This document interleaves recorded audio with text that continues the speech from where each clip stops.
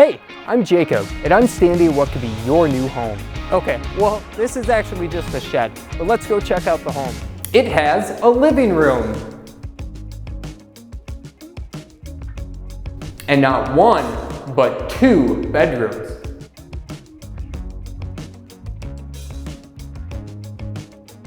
And not 2, but 1 kitchen. A bathroom. And don't forget the fenced-in backyard.